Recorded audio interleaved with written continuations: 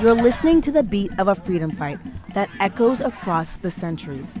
Each step on this 26-mile march along this Louisiana road is a measure of a story that has been suppressed until now. What's happening here represents a piece of history you probably never learned in school.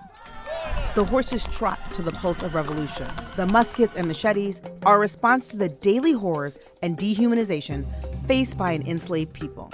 And each part, each player, is in sync to form a present-day representation of the nation's largest slave revolt. The 1811 slave revolt outside New Orleans is so unknown, you probably wouldn't even recognize its name, the German Coast Uprising. It's a significant part of history because even before the civil rights movement of the 60s and even the 50s, you see that there was a desire for freedom way back in the 1800s. In 1811, these enslaved rebels had the most radical idea of freedom and emancipation in the United States at that time.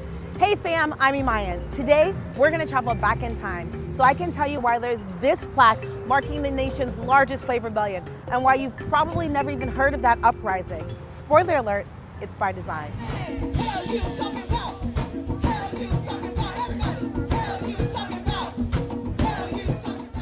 This is what more than $1 million looks like.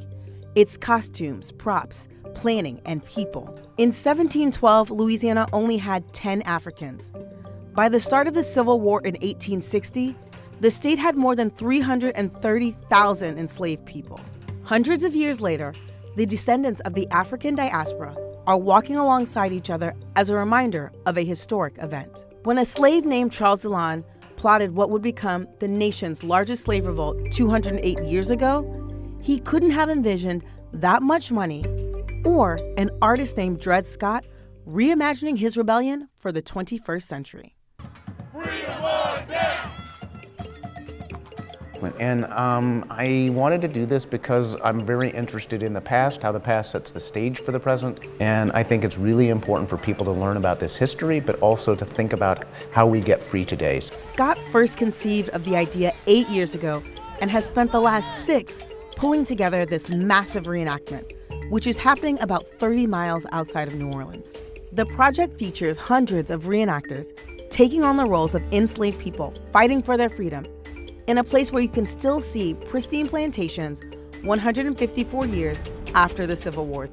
My great-grandparents came to the United States as slaves. My great-grandmother came to the United States through North Carolina as a slave. My great-grandfather came through the Caribbean islands as a slave here in Louisiana. And my mother was born on a plantation, so that also has kind of spurred the curiosity in me. Pastor Donald Ray August Sr.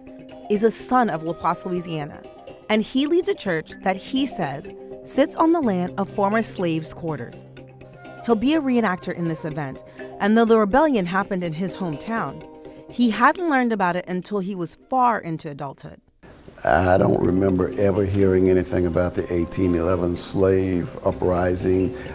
Even the elders in this area spoke very little about something that occurred here. So it's that unspoken, maybe even uncomfortable part of history that many people didn't want to delve into. Today, the place where enslaved people gathered arms is marked with roadways and refineries.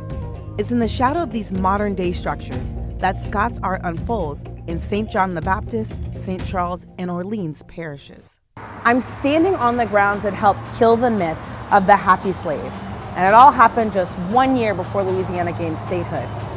It was raining on January 8, 1811, when Charles Delaune and a group of an estimated 25 slaves attacked the sleeping owner, Manuel Andry, killed his son, and started a rebellion. They wanted to start a free republic for Black people in New Orleans. Louisiana's uprising was partially inspired by news of Haiti's revolution. That anti-slavery rebellion won freedom for enslaved people and created the sovereign island nation in 1804.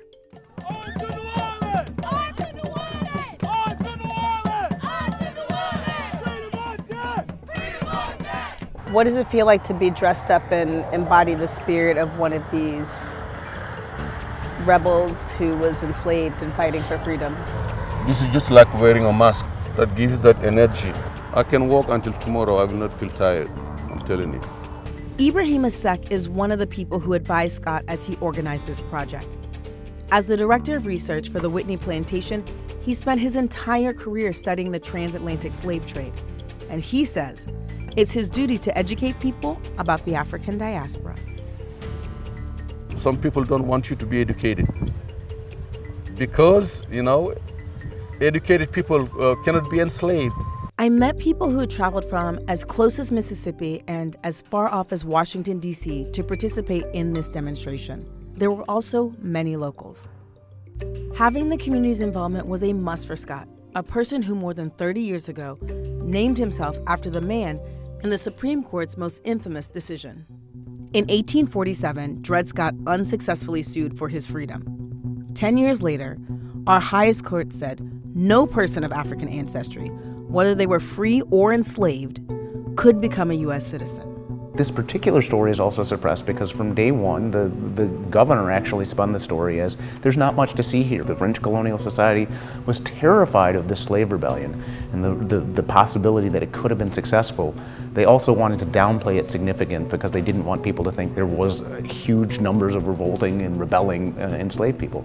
Another reason this major event is lesser known may be because of this: Jim Crow. Jim Crow was another trauma, another layer of trauma. I think that trauma, that newer trauma, just did hide the old trauma. The segregationist laws across the Deep South made Black people second-class citizens until the Civil Rights Act passed in 1964. Unlike 1811, the 2019 version of the rebellion successfully makes it to New Orleans.